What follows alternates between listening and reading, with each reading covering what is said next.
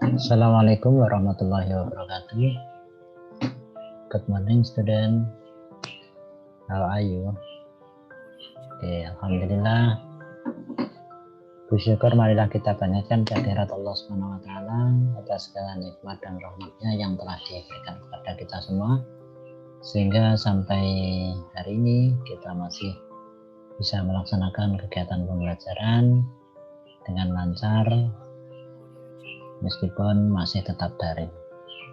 Kita semua tidak lain dan tidak bukan karena ridho dan mohon Allah Subhanahu wa taala. Untuk itu, marilah rasa syukur ini kita ikrarkan bersama dengan bacaan tahmid hamdalah. Alhamdulillahirabbil alamin. Anak-anakku semua kelas 5 yang saya sayangi dan saya banggakan, hari ini pelajaran kita adalah bahasa Inggris, masih melanjutkan materi minggu yang lalu, yaitu tentang simple past tense. Nah, untuk pertemuan kali ini kita akan mengupas lebih dalam lagi tentang simple past tense. Meskipun kalian kemarin sudah ada resume materi dan juga sudah mengerjakan tugas, tapi kali ini akan kita kupas secara lebih detail lagi agar kalian bisa lebih paham. Oke ya? Oke. Namun sebelum pelajaran kita mulai, marilah kita berdoa terlebih dahulu. Semoga pembelajaran kita diberi kelancaran dan memberikan manfaat bagi kita semua. Berdoa, mulai.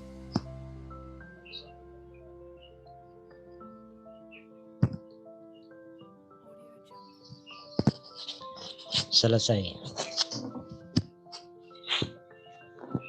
Oke, kita ulang kembali ya, bahwa simple past tense itu merupakan bentuk tense atau kalimat yang digunakan untuk menjelaskan kegiatan, kejadian atau situasi pada masa lampau atau kegiatan, kejadian, situasi yang sudah terjadi mulai dari beberapa menit yang lalu sampai kemarin, lusa, dan seterusnya. 1 hari yang lalu, 2 hari yang lalu, 1 minggu yang lalu, 1 bulan yang lalu, itu namanya adalah lampau. 1 tahun yang lalu itu adalah namanya masa lampau. Jadi ini. Nah, ciri-cirinya apa sih? Ciri-cirinya di dalam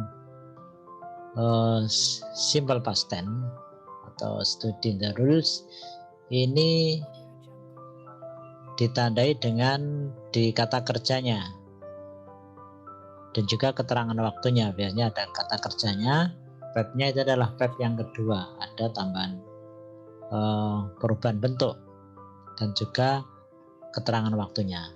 Nah, ini based from ending in, ini artinya kata kerja yang berakhiran atau yang diakhiri dengan huruf E. Ini ya, ini ada huruf E. Bagaimana membuat kata kerja dalam bentuk simple past tense? Ini kalau hurufnya berakhiran E,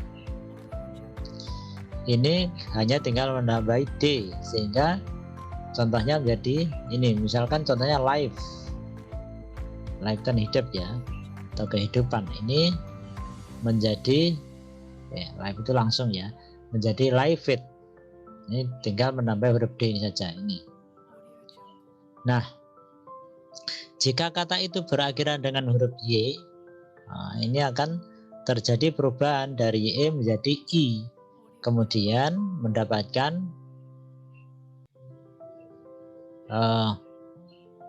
tambahan E dan D. Contohnya fry menjadi fried, keri menjadi cried ya, seperti ini. Nah, kemudian apabila ada kata konsonan itu huruf mati ya, double, ini kemudian hurufnya menjadi double ditambah huruf misalkan berakhiran P, kemudian ditambah ED. Contohnya adalah stop. Stop ini kan ini, sehingga menjadi double ditambah huruf P lagi menjadi stop it. Ini artinya kan berhenti, telah berhenti ya, telah berhenti. Nah, kemudian kalau kata yang berakhiran dengan yang lainnya, ini ads akan mendapatkan ed, contohnya feel violent, feel violent. Oke, jadi ini ya yang perlu kita pelajari, perubahan kata kerja. Ini ada 4 macam ini yang perlu kalian cermati. Oke, anak-anakku semua sudah paham ya untuk perubahan kata kerjanya ini. Oke, kalau begitu kita lanjutkan pada slide berikutnya. Nah, sekarang rumusnya. Nah, kemarin kita sajikan secara sederhana ya. Sekarang kita lihat detailnya. Rumusnya atau the pattern untuk kalimat positif. Nah, ini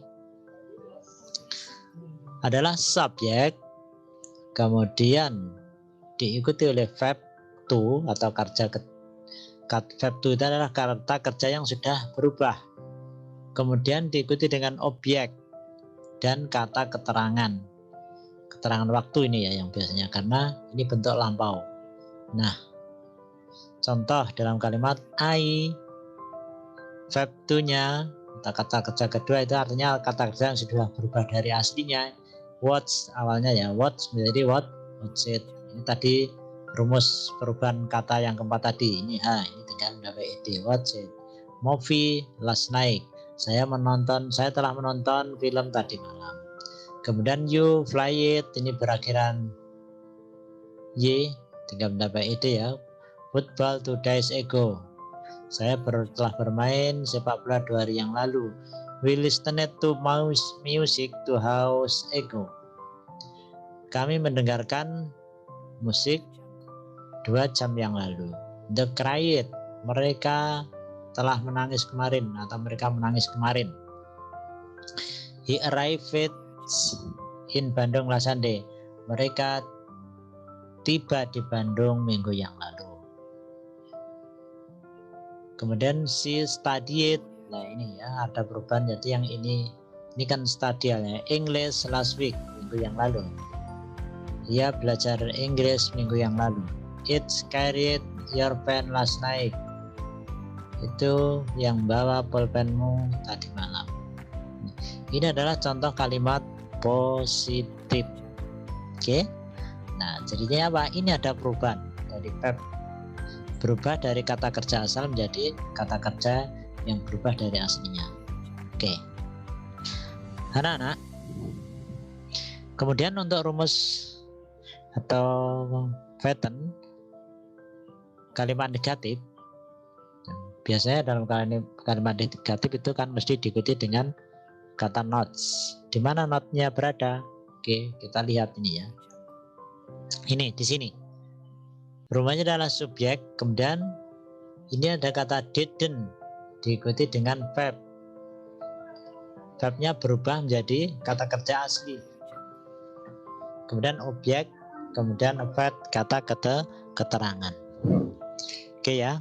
Ini bisa dipahami ya. I didn't, did not. Ini asalnya kan did not, jadi didn't watch movie last night. Ini semua kata kerjanya berubah menjadi kata kerja asli sebelum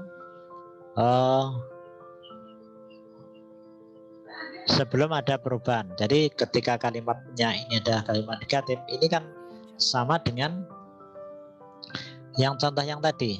Kalimat kata kerjanya sama dengan yang tadi.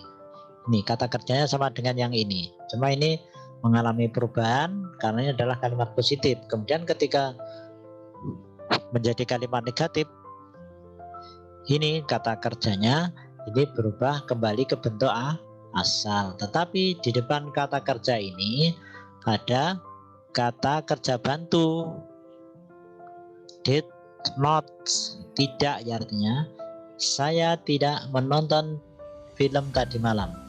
Ini artinya tidak. Ini kata kerja bantu. Didn't namanya kata kerja bantu. Nah, ini kata kerja ini berubah menjadi bentuk asal. Oke, bisa dipahami ya anak-anak? Oke, kemudian untuk kalimat tanya, rumusnya adalah ini karena bentuk lampau, simple past tense ya, bentuk lampau tadi, kata kerja ini pertanyaannya diawali dengan kata kerja bantu yaitu did. Kemudian subjek ini verb. Ini verbnya kembali ke bentuk semula. Kemudian objek, kemudian keterangan waktu. Kata keterangan ya, ini ada tempat, ada waktu. Oke. Apa yang membedakan ini? Yang membedakan kalimatnya diawali dengan kata kerja bantu yaitu did, yang artinya adalah apakah. Kemudian diikuti dengan subjek, kemudian kata kerjanya atau verbnya ini kembali ke bentuk semula seperti pada kalimat negatif tadi. Nah, semuanya yang sama. Ini diakhiri dengan tanda tanya ya, karena kalimat tanya. Oke. Bisa dipahami anak-anak? Oke ya. Ini yang membedakan. Jadi kesimpulan dari materi ini yaitu yang kalimat positif itu rumusnya di verbnya itu ada perubahan dari bentuk asli menjadi mendapatkan tambahan ed atau d saja sesuai dengan yang kita sampaikan di awal tadi. Kemudian di kalimat negatif kata kerjanya berubah kembali ke bentuk semula. Kemudian diawali sebelum kata kerja ini diawali dengan kata kerja bantu yaitu did not. Kemudian ketika kalimat tanya ini diawali dengan kata did yang artinya adalah apakah. Oke, bisa dipahami ya. Nah, biasanya di dalam kalimat pertanyaan ini anak-anak ini biasanya diikuti dengan kalimat jawaban. Oke, kita tampilkan ya. Oke, short answer, jawaban pendeknya.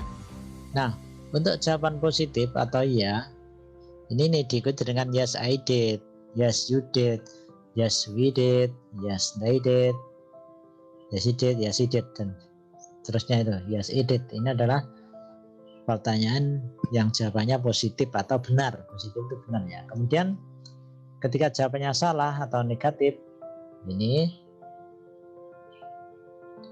jawabannya adalah no I did not, no I didn't, no you didn't, no we didn't, no they didn't, no he didn't, no she didn't, no it didn't. Jadi ini adalah not kita singkat menjadi didn't. Ya. Oke anak-anak, bisa dipahami ya? Oke. Silahkan materi ini ditulis, kemudian kamu pelajari. Oke, kamu harus banyak belajar sendiri, belajar mandiri. Ustadz hanya bisa menyampaikan seperti ini, jadi yang mendalami nanti kamu sendiri.